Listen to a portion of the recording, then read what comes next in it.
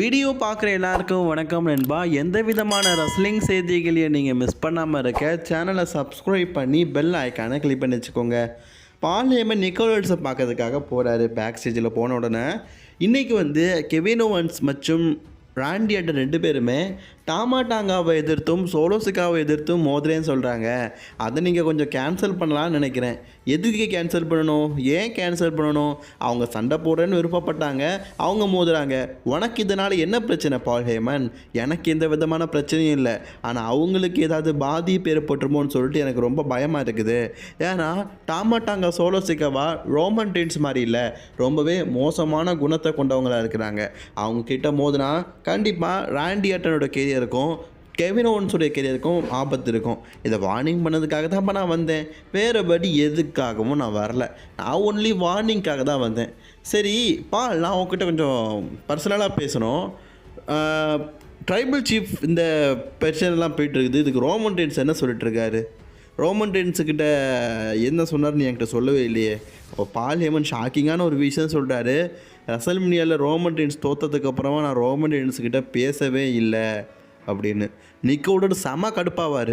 நீ ரோமன் ரெயின்ஸ்கிட்ட பேசவே இல்லைன்னு சொல்கிற, அப்போ எப்படி ட்ரைபல் சீஃப் ரோமன் ரெயின்ஸ் நான் பிளட் லைனில் இல்லை மற்றும் டிராஃப்டில் இல்லைன்னு சொல்லுவார்? இதற்கான அர்த்தம் என்ன? இதுக்கான உண்மை என்ன அப்படிங்கிறத சொல்லு அப்படிங்கிற மாதிரி கேட்குறாரு. பால் ஹேமன் அரண்டு போய் நிற்கிறாரு. என்னை மன்னிச்சிக்கோங்க, நான் பொய் சொல்லிட்டேன். ட்ரைபல் சீஃப் ரோமன் ரெயின்ஸ் உண்மையிலேயே டிராஃப்டில் நான் இல்லை, நான் விட்ரா ஆகிக்கிறேன் அப்படிங்கிற மாதிரி சொல்லலை. ரோமன் ரெயின்ஸ் நான் டபிள்யூபிள்யூக்கு இப்போ வருவேன் அப்படிங்கிறது என்கிட்ட சொல்ல. நான் ரோமன் ரெயின்ஸுக்கிட்ட பேசலை. இங்கே நடக்கிற எந்த பிரச்சனையும் நான் ரோமன் ரெயின்ஸுக்கிட்ட சொல்லலை. நானாக தான் ரோமன் ரெயின்ஸ் டிராஃப்டில் விட்ரா ஆகிறேன் அப்படின்னு சொன்னேன். இதுக்கு எல்லாத்துக்குமே காரணம் நான் ஒரு நல்குணத்துக்காக தான் பண்ணேன். ரோமன் ரெயின்ஸுக்காகவும் பிளட் லைனுக்காகவும். பிளட் லைன் எக்காரத்தை கொண்டும் ஒரு ஸ்ட்ராங்கஸ்ட் ஃபேமிலியாக இல்லாமல் இருக்கக்கூடாது அப்படிங்கிறதுக்காக தான் நான் பண்ணேன். இது என்னுடைய சுயநலத்துக்காக பண்ணலை. நான் பண்ணது எல்லாமே பிளட் லைனுடைய நன்மைக்காகவும் ட்ரைபல் சீஃபோடைய நன்மைக்காகவும் தான் பண்ணேன். ரோமன் ரெயின்ஸ் கிட்ட நான் பேசி 1 மாதம் ஆயிடுச்சு. அது மட்டும் இல்லாமல் ரோமன் ரெயின்ஸ் டிராஃப்டில் இல்லைன்னு சொல்லிட்டு அவர் சொல்லவே இல்லை. நீ எவ்வளோ பெரிய தப்பு பண்ணியிருக்க பத்தியா பால்?